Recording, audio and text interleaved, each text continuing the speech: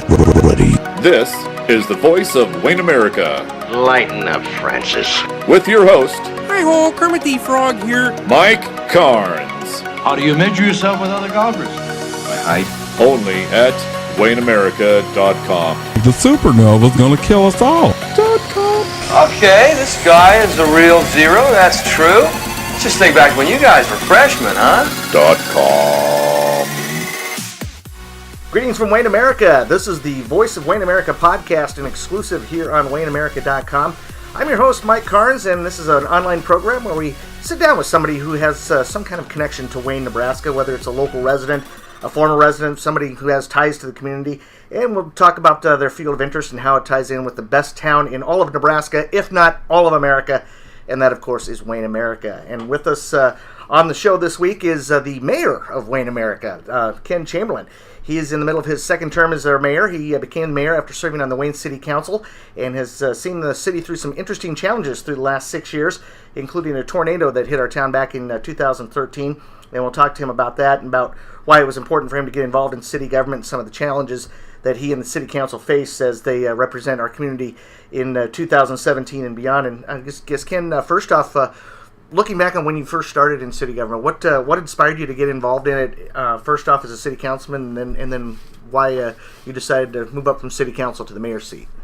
Well, I've always believed in giving back to your community, giving back to your country. You know, I served in the Nebraska National Guard for the better part of a decade, and when my wife and I started having kids, you know, I stepped away from that, and so I had a bit of a, you know, community service void to fill. And I had looked at, you know, school board, local government, those type of things, decided that city council was probably the best fit for me. And, you know, at that time decided to run for city council. Served a term on there. When the mayor at that time, Lois Shelton, came to me and asked if I was going to run for mayor, and you know, we talked about, you know, what her intentions were and that she wasn't going to run again, and she kind of, you know, and it's something that we all kind of do. We all kind of recruit other people, and I think she had talked to me and some others about, you know, running for that position. And so, you know, at that time I decided that would probably be a good fit for me and something I'd enjoy doing. It was an interesting conversation with her because, you know, by the time we were done, she kind of chuckled a little bit and said, "I knew when you came on council that you'd be the one to take my job at some point." So she could see this coming then. Certainly wasn't, you know, I certainly wasn't trying to push her away or get her out of city governments by any means. If she would have if she'd have ran for that term, I probably would not have ran for my first term. So I got along well with Lois. We had a good relationship, and she was really there for me after taking over as mayor, to just kind of guide me a little bit, you know, answer some questions. You know, because it's a different job. It's a different role than city council. You know, you have your priorities are slightly different. You know, I believe, you know, city council doesn't get involved in so much of the personnel stuff, and, you know, isn't as heavily involved with the city administrator. Now, obviously, they have to have good relationships, but not as much of a working relationship as the mayor is. You know, the mayor's involved a little bit more in the day-to-day stuff than council members are. Mm-hmm. It's kind of one of those things where the mayor's more like maybe like the coach of a football team, and the city councilmen are the players, or is it kind of the other way around? You know, I'd say the city administrator's the coach. The mayor's more like the GM. You know, has a big title, doesn't do as much as the coach does. City council members are hugely important, and there's times where, God, I wish I was a city council member instead of the mayor. You know, because you know they get those votes, and you know, I get a vote to break a tie, or you know, I do have veto power, although I've never never used it, and I don't know that Lois ever did. But there's time where they get to make that. That is on them, and I still spend a lot of time reaching out to people that I know will have a conversation with me and give me their input or their opinions on something that we're dealing with. But yeah, they play a pretty important role. Not every decision we make, not every agenda item that we have is, earth-shattering, groundbreaking stuff. A lot of it's pretty boring, and seems tedious, but, there comes, a few items every year that those are really big things, and they mean something for the future of Wayne. And, it's difficult to look, making those decisions, it's difficult to look up past how it's going to affect us right now, because we really won't feel or see the fruits of what we're doing right now in city government for 20 years maybe, or 10 years or longer. So there's sometimes it's really difficult to get past the painfulness of the next couple years of what that decision will mean, and look toward the betterment, in 10, 15, 20 years from now. Mm-hmm. So it's always one of those deals. Yeah.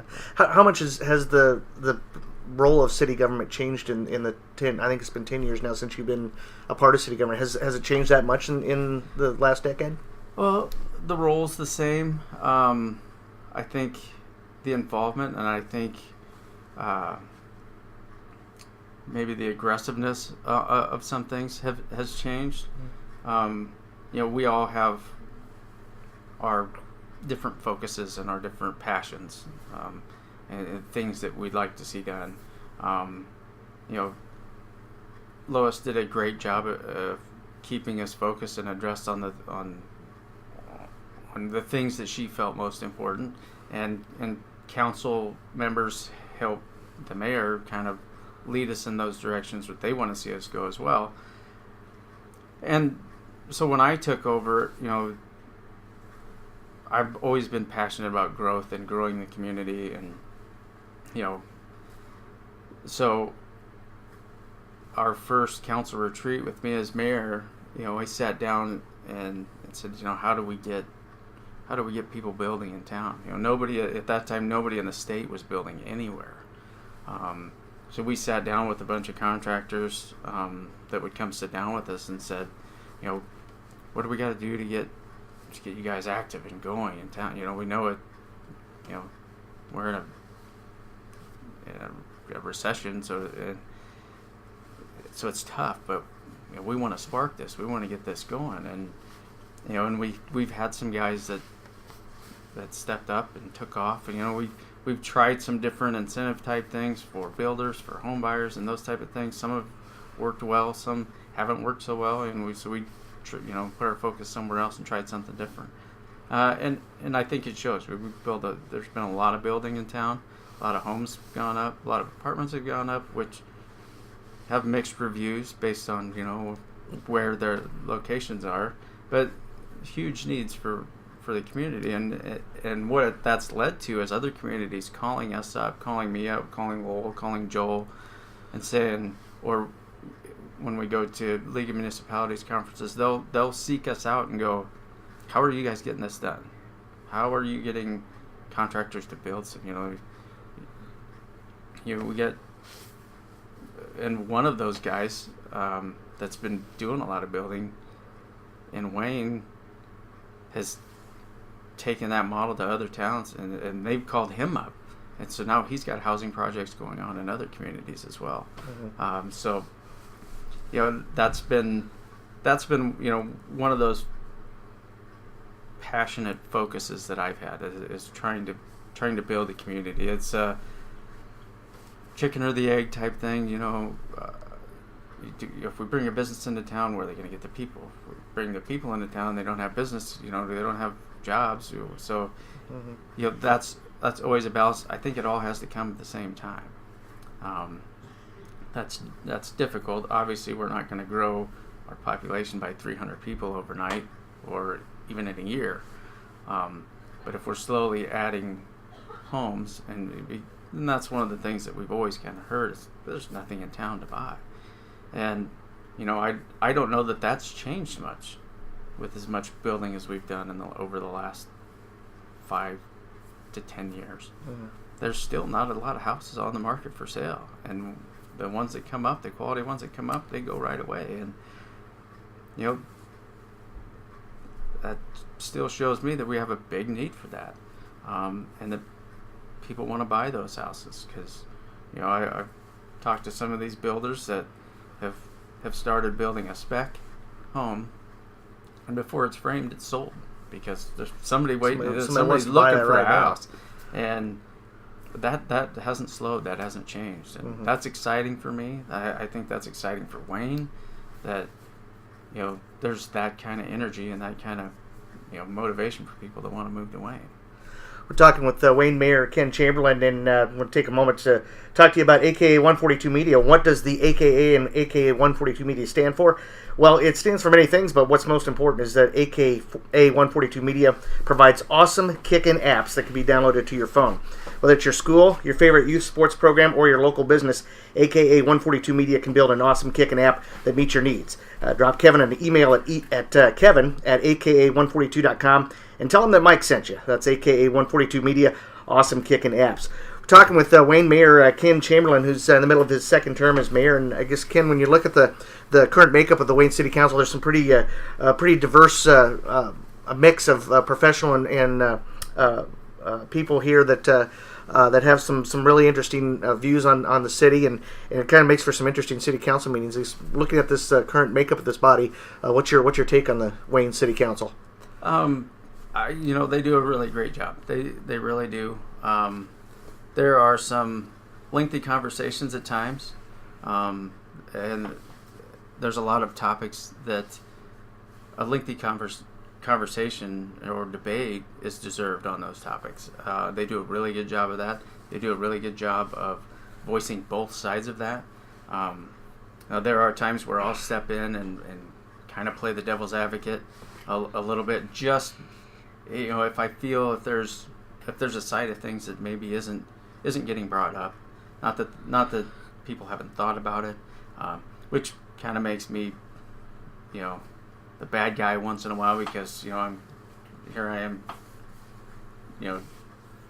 talking this crazy idea, or what are you even thinking? And so I'm just voicing those things so that they're discussed, they're talked about. Usually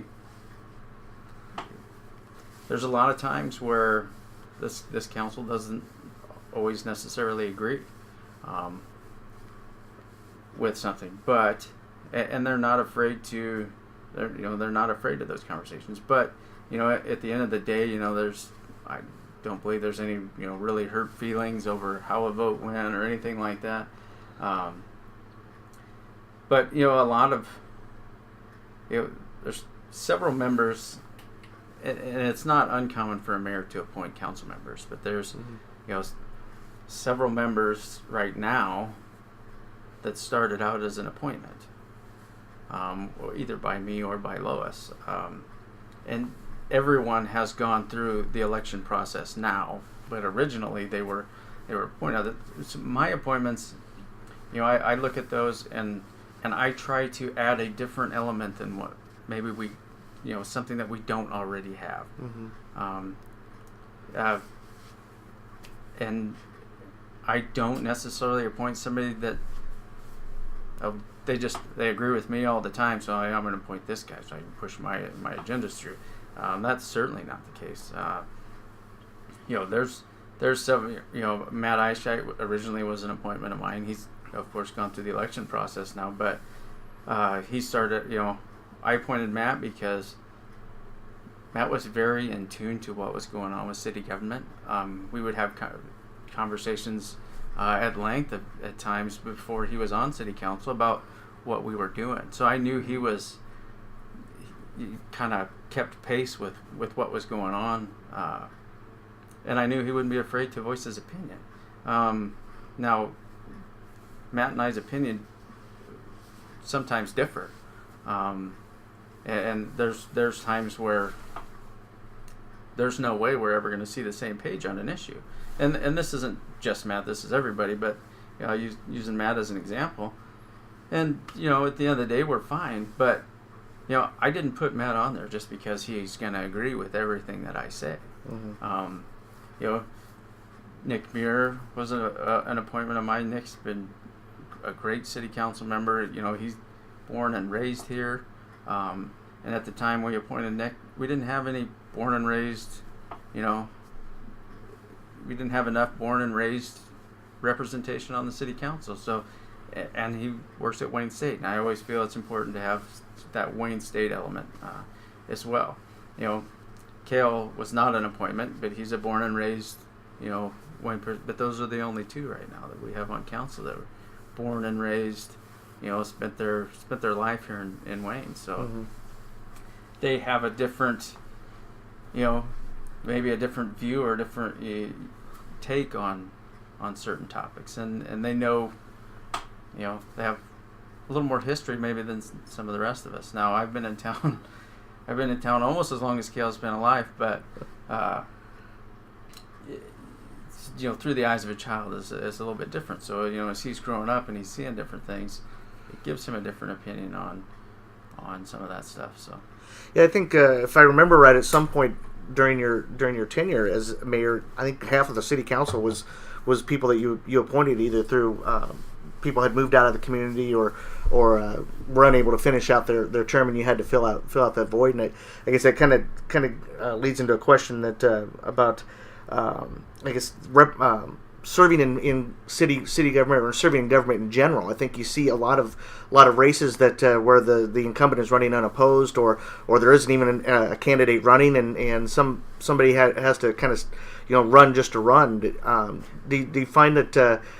And I don't know if it's because of the on a federal level that there's such a distrust and disrespect for some of our leaders in the federal government level and state government level to a certain extent, that maybe people see that and think, well, I don't want to be involved in local government if that's if people are going through that. Do you think that has something to do with that? Well, I don't know that that's so much the issue. I've said for a long time there's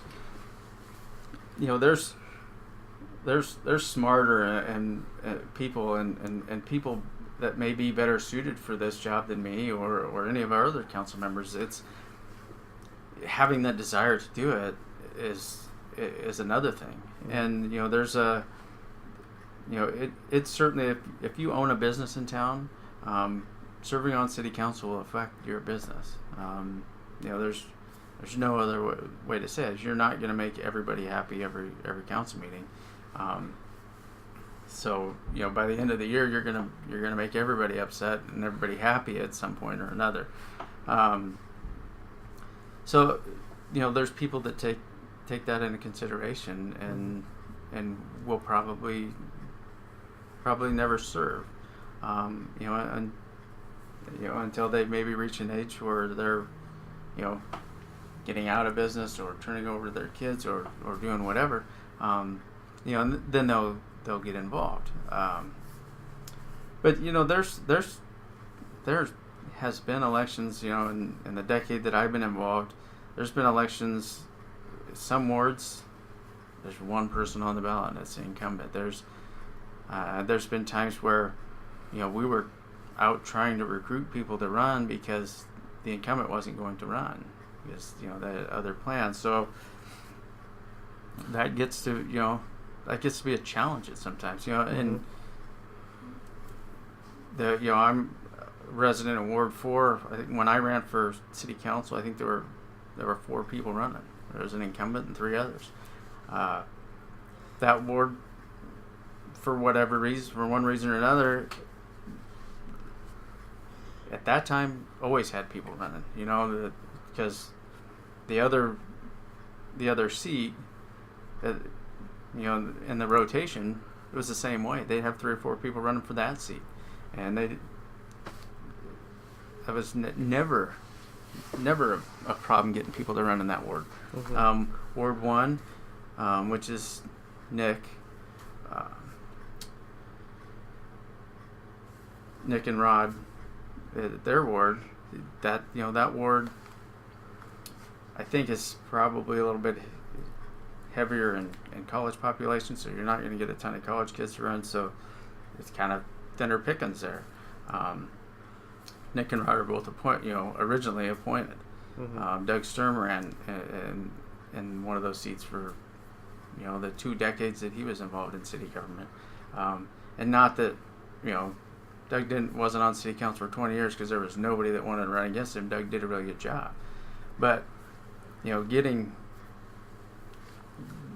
people to want to do that is a challenge at times. So every election cycle that comes along, I think every one of us is out recruiting people in all wards, not because we want to see that incumbent go away, but just to get people energized and involved.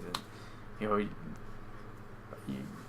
we had a couple races this election cycle that were pretty heavily contested. I think Jennifer, there were 3 or 4 in that ward that were running. Mm-hmm. That I love seeing that. Not because I wanted to see Jennifer go by any means, but I just want to see people wanting to be involved. Yeah. And all of those people, I know that I can call up at any time and get their opinion on what we're talking about, and they'll talk openly and freely with me, and give me that. So, which is good. I think the more choices that we have, when I ran for mayor for my second term, and my first term, they were both contested races, and I'm happy for that. And I'm happy. I was obviously happy to come out victorious, but there has to be a choice. It's not. I hate seeing one name on the ballot, because then it seems like there's no choice. Right. If there's a choice, then you at least get that sense that the community is getting what they wanted, at least for the choices that they had. So.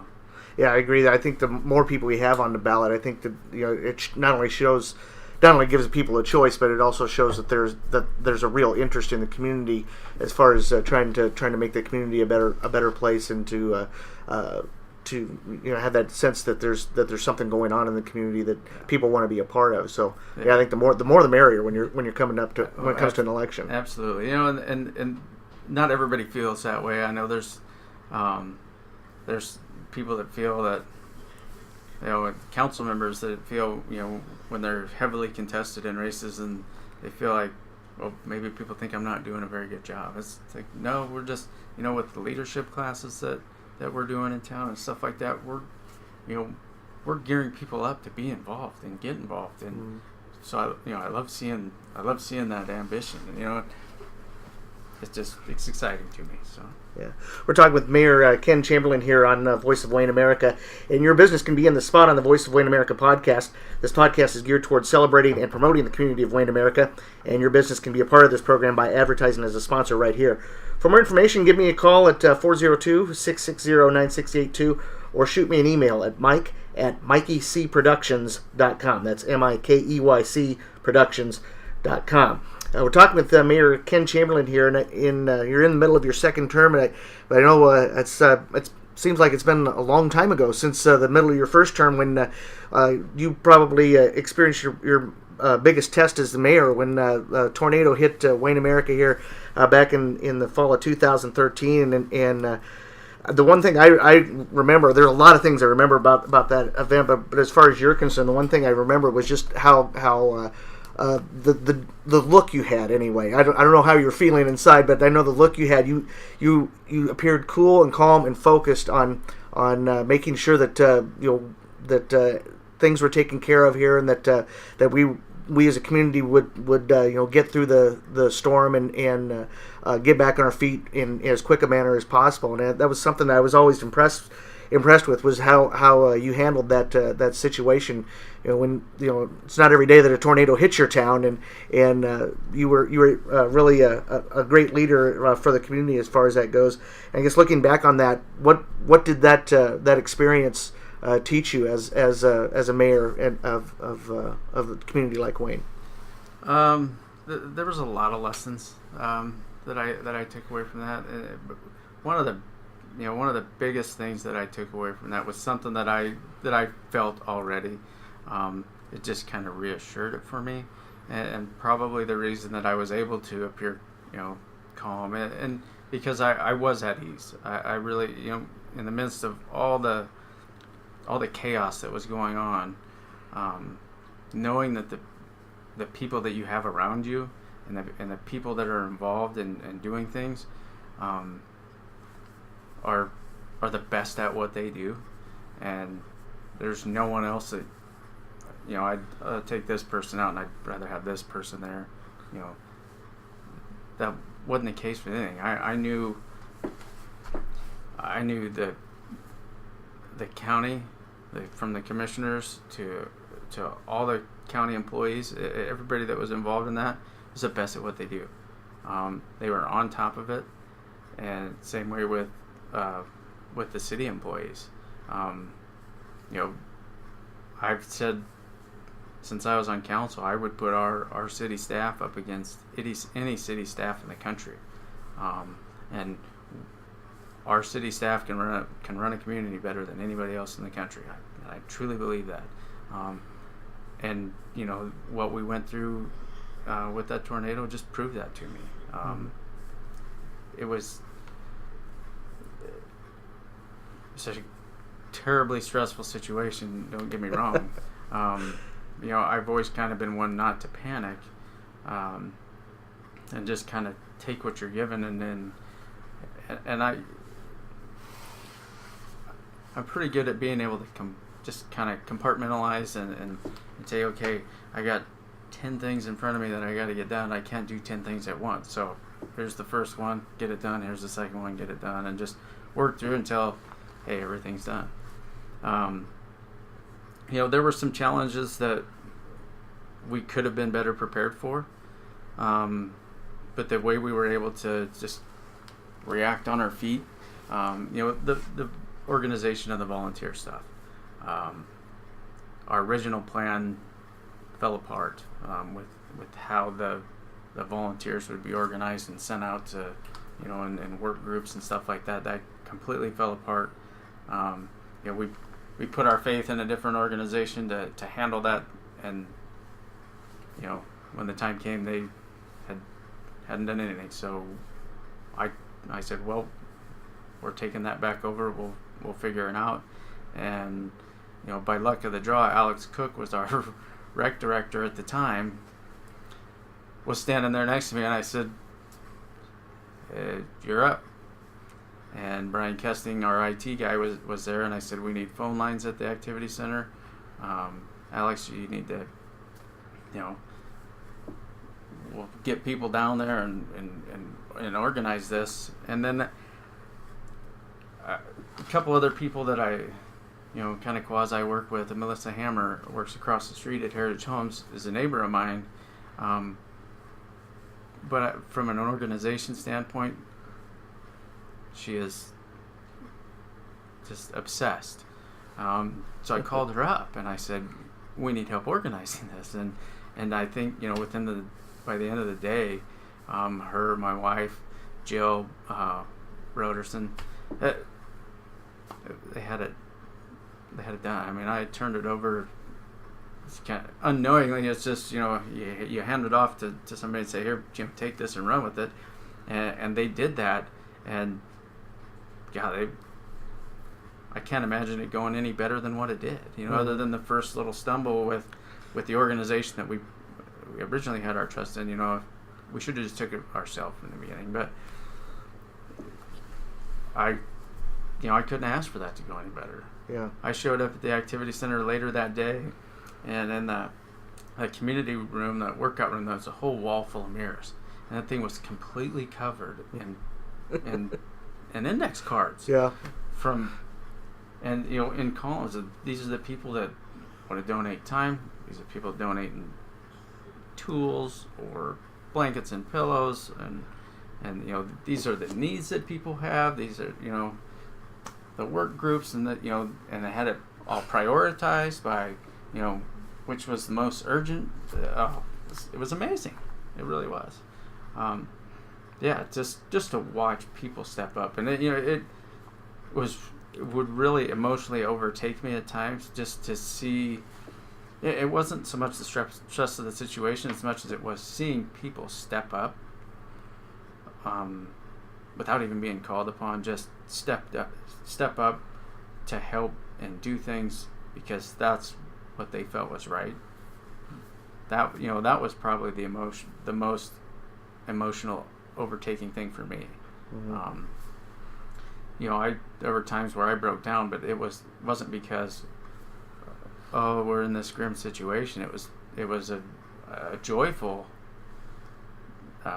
emotional experience because of how people came out and reacted. Yeah. The next day there were people in town from the middle of Missouri that saw what had happened Friday night on the news, and by Saturday morning they were here, ready to help. Well, I remember the news conference you had on Sunday night at the city office, and we had wrapped it up, and we were standing around talking, and some guy just randomly appeared from somewhere in Minnesota who said same thing. He'd seen it on the news and said, I feel like I need to help out here, and he just showed up at the city office on Sunday night and said, where do you need me? What can I do? It was really amazing. I know Khaki Lay, who was a council member at that time, was on a bus to go out to a work spot Saturday morning and had a conversation with a lady. I think I remember her being like in her 60s. She was retired. She was in her 60s or 70s, seen what had happened Friday night, drove late into the night, slept in her car, and was on a bus going out to help pick up debris Saturday morning, and was planning on driving home Saturday night. To see that kind of outreach, and the kind of outreach that just everybody in town had for their neighbor, because this east end of town and the businesses is what got the brunt of the damages, and all the residents out in the country. But we're all neighbors. Mm-hmm. Everybody knows somebody that works out here on this end of town, or everybody knows one of the people that lost their home outside of town, and just the turnout was just unreal. To see it everywhere, it was just wow. Yeah, it was crazy. The number of firefighters that were here Friday night. It was a high school Friday night football night, and we had over 400 firefighters on the ground. Mm-hmm. We were our original home base was the parking lot of Heritage Homes, and that whole parking lot and Wayne East was full of fire trucks and ambulances. There was just blinking lights everywhere. It was crazy. But it was amazing at the same time. Just to that's the kind of people that live here. That's the kind of people that live in this area, and that's what makes this area of the country the best in the world. And like you said in your introduction to this podcast, I think Wayne is the best in that area. So, we do things a little bit different than a lot of other communities.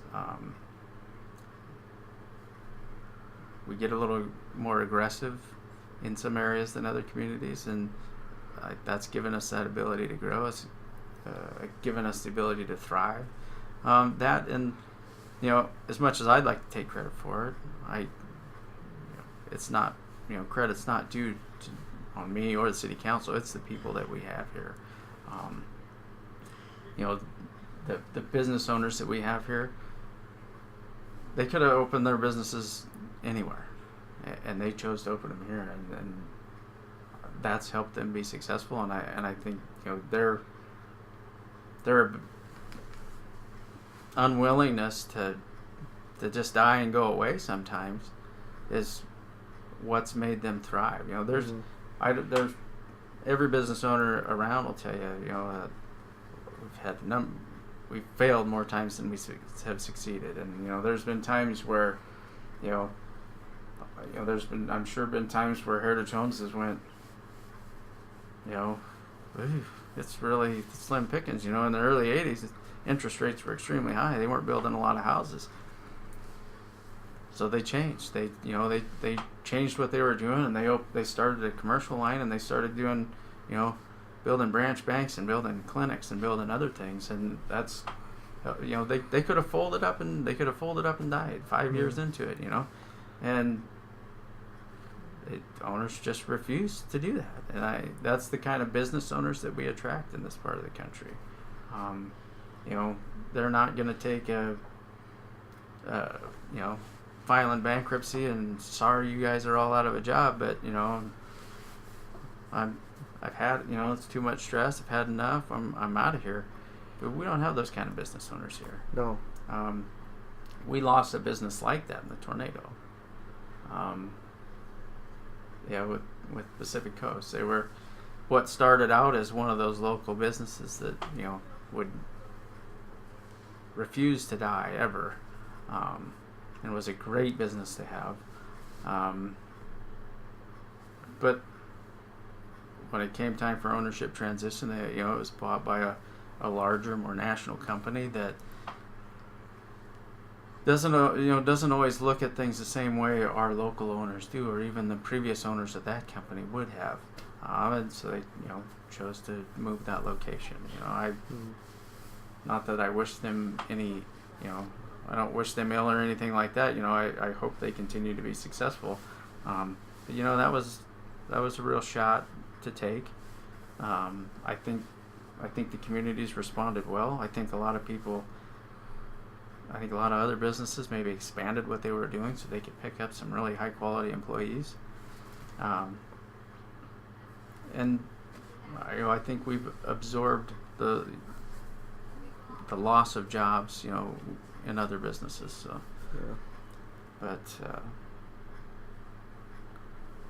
that was not something. That tornado was not something that I'd ever want to go through again, or ever want to wish on anybody else. Having to go through that, I'm glad that I had the people around me that I did, and that includes the support I have at home. My wife was a single parent for several weeks. It's a lot of long hours. A lot of 24-hour days there for a while there, wasn't it? And my kids still get nervous every time the wind blows 70 miles an hour because not because they're afraid of what's going to happen to them, but part of their fear is we're not going to see Dad for a few weeks if this happens. So that's tough, but they're resilient too. Like I said, if I have to go through that, I'm glad I went through it with the people that I did. Yeah. And I still, thank God every day that we didn't lose any lives in that deal, because it would have been really easy. Yeah. I think the comment you made on that at one news conference was that if we were going to choose to have a tornado hit your town, the situation that it happened was probably the best choice that the community could have made, and I thought you and the everybody that was involved with the effort to recover from that tornado did a fantastic job. That was one thing I've told a lot of people when I've gone outside of Wayne and talked about. People ask about the tornado and everything, and I say, the one thing about this storm that always impressed me was that when I was out of town, I'd gone to a football game out of town that night, and when I came back, I had no idea what I was going to see when I got back into town, or how the community was going to respond to it. It could have gone any number of different directions, and the way that this community responded, the way you and the city and the county and everybody involved in the aftermath of that, the way that everybody responded to that was just, I just felt totally at peace as a community member that everything was going to be okay. And I've lived in a lot of different communities over the course of my adult life, and that experience, I said, what, Wayne is an awesome community. I think this is where I want to set up shop for long term. Sure. Because it's just what the people of this community, how they responded to that, and what kind of people it showed, what kind of people of the community of Wayne America are. We whether we're willing to do it all the time or not, it really showed we really showed our hearts. And everybody likes to be tough and not kind of wear it out there on their sleeve, but that kind of situation, that brings out the type of person that you really are. So to see what type of people that we really have here with that type of situation, that was a good thing, because we have some great people here, and it showed. Yeah, definitely did. We're talking with Mayor Ken Chamberlain here, who's in the middle of his second term as mayor. And I guess our last question, we're still two years away from the time when you have to decide whether you're going to make it a third term or not. And I know some of us are still suffering from post-election hangover, and would rather not talk about elections. But 2018 is going to be here before we know it. Have you given any thought as far as a third term, or is that something that's going to have to wait and see how things are? Well, like I mentioned before, I don't handle all 10 things at once. Just one thing at a time, one day at a time. So we understand that's out there. It's coming.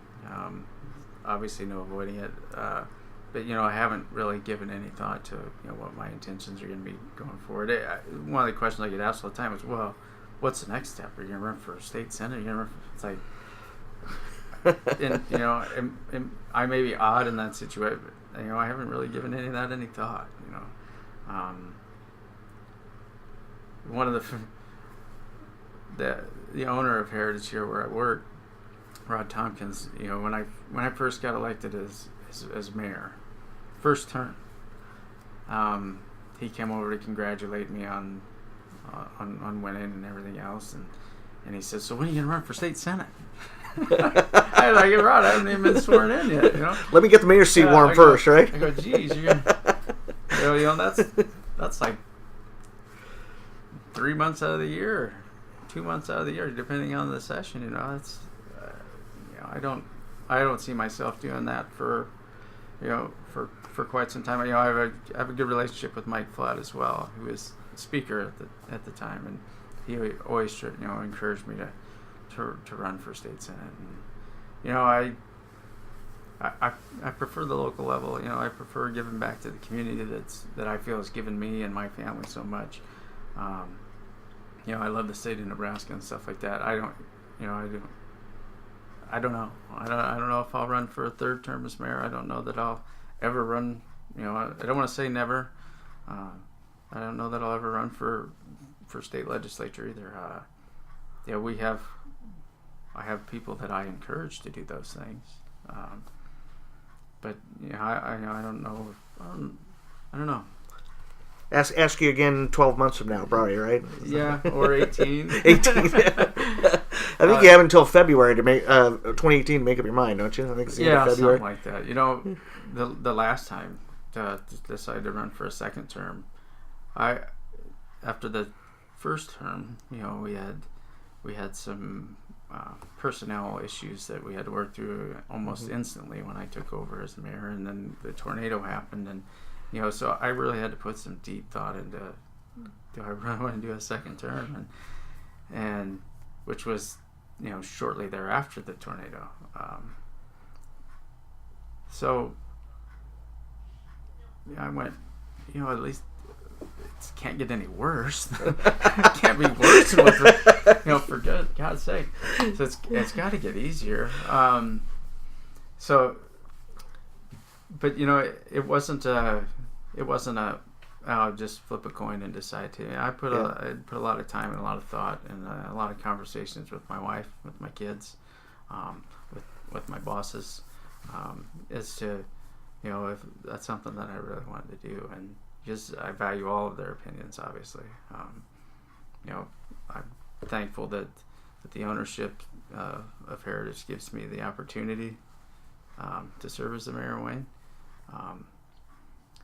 And obviously very thankful for the support that I have at home from Brooke and the kids. So I think those are something that I think a lot of people, when they look at people who are on the in government at any level, whether it's local government or not, sure. There's a lot of things that you have on your plate, not just the representation of the position, but you also have your career and your family, and those things are very, very important to, especially to you, but to everybody involved. So it's more than just saying, yeah, I'm going to throw my hat in again, or whatever. These are things you have to kind of take a look at and say, can I continue to manage all of this and continue to effectively serve the community as mayor or as whatever position you might be going after. So it's not as simple as a decision as it might seem out there in the rest of the world. No, that's absolutely correct. Because it really does affect more than it clearly affects more than just me. My kids will get teased once in a while about their dad being the mayor, and all the kids are pretty good for the most part, and it's in good fun. But there's been times where we've made decisions on as city council, as city government, that some people weren't happy about, and it's, I won't say it's cost me friendships, but it's tested them. It's certainly tested some relationships, and maybe have some friendships that we're not as close with it anymore. And my wife had nothing. I don't want to say nothing to do with that, but she wasn't involved in that part of that decision, making of that decision, and so she lost a friend out of the deal type of thing. So, but not that we lost any friends, but maybe not some as close as they once were. So, it certainly affects her. It certainly affects the kids. It affects my work. I can't dispute that. If I have to leave early for this meeting or that meeting, or like when the tornado happened, I was away from my desk for over a month. I actually showed up, and the perfect example of the support that I have here at work. I showed up at work Monday morning after the tornado on Friday. Just stopped in just to pretty much say, I don't know when I'll be back in. And Rod happened to be standing here. And I walk in and he goes, "What the hell are you doing here? We had a tornado tear through the town. You got to be out doing that." So, it's that kind of support. I at work, I can't replace that. That's pretty special. Yeah. For him to understand and support, understand what's involved and to support it. I can't thank them enough. I thank them as often as I can, but it can never be enough. Yeah. So. We've been talking with Mayor Ken Chamberlain here on the Voice of Wayne America, and I want to thank him for taking the time to talk with us this week, and want to thank our sponsors as well, aka 142 Media, and of course you can be a sponsor as well. Your business can be a sponsor here on Voice of Wayne America. Just give me a call at 402-660-9682. Mr. Mayor, Ken, thanks a lot for talking with us on Voice of Wayne America, and look forward to, I guess, the next 2 years and whatever happens beyond for you. Well, thank you. I appreciate it very much. All right, that's going to do it for this edition of the Voice of Wayne America here on WayneAmerica.com.